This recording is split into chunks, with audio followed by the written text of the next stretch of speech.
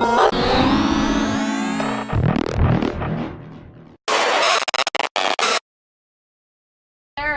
I ended up, she kind of got a head and arm throw and ended up in a really dominant position, kind of almost a mounted triangle. So knowing that I had to escape that, knowing I would be in her triangle again, I know she likes her triangle, and I was not excited to be in her triangle, but felt pretty confident and had a good base. And when her legs started to open, I took the opportunity to try and explode out, and she timed it really well and locked up that arm right under either her armpit or had my wrist trapped, and unfortunately I wasn't able to get out of it. That was a little bit scary. It seemed like Geraldine Lala was on the wrong side and didn't see the tap. What happened?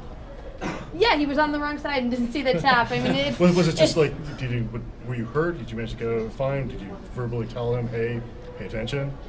I tapped, and then I tapped again, and then I said tap, and at some point he stopped it. Alexis, as you should, you go into the ref stops it, and unfortunately he was on the wrong side, and that happens in fights. We were up against the cage at a weird spot, and when she rolled over, he was behind us, and that's the fight game. But I'm a fast healer, and so a bit sore now, and it'll be fine, ready to go, for whenever I'm able to get back in that UFC cage. Maybe Kat Zingano wants to meet up. Just saying. Do you take solace in the fact that this was a fight you were winning and it was really just a mistake at the end, rather than this was a performance where you were dominated, for instance, and you would have a lot more to look back on? I think that's a double-edged sword where it's great to feel, and I felt super comfortable, in control, landed a lot of things I wanted to land, mixed it up, tried to work on some different things, and I felt great. But at the end of the day, Alexis has the win, and she's definitely marked up and I'm not, but she gets the win. So whether you get kind of shit kicked and then get the win, or whether you win and then get shit kicked, I don't know which is better. The win's always great. Sure, absolutely.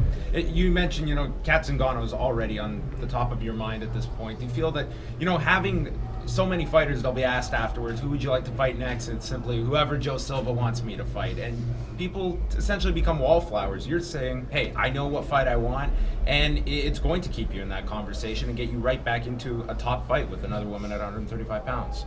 Yeah, well, I want to fight Miesha Tate. Miesha, come fight me. But she has a fight. So if that fight doesn't work out, I will happily be ready to step in if I'm allowed to. But if they don't book that fight, Kat Zingano I think is a great option. She's coming off a loss to Ronda.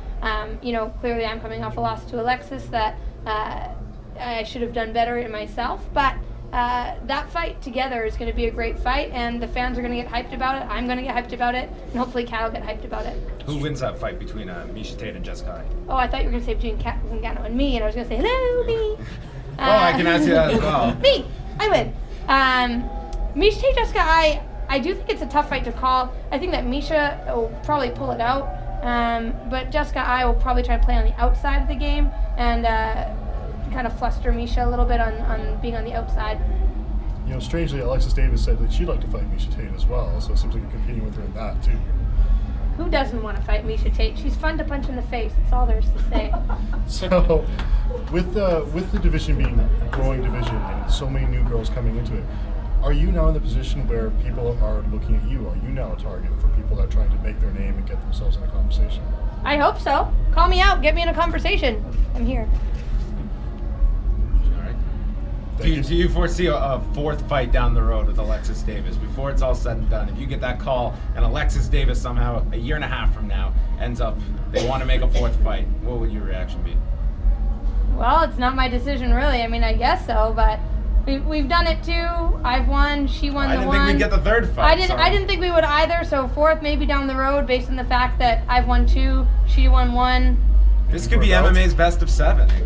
This could be like the playoffs that go on forever, but hopefully I win all the rest of them. There you go. Like the Canadians. Like the Canadians, except they've lost 2. Well, not the best of metaphors. Not the best of metaphors.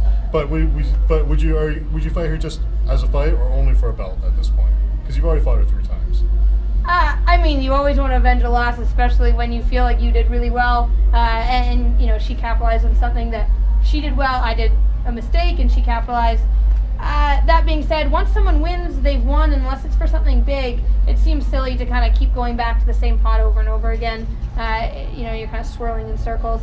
So if that fight comes up, I mean, I'm not going to say no, but I'm also not really going to push for it at this point. I think, you know, we have a lot more that I can show the MMA world with different opponents and Kat Zingano. Thank you.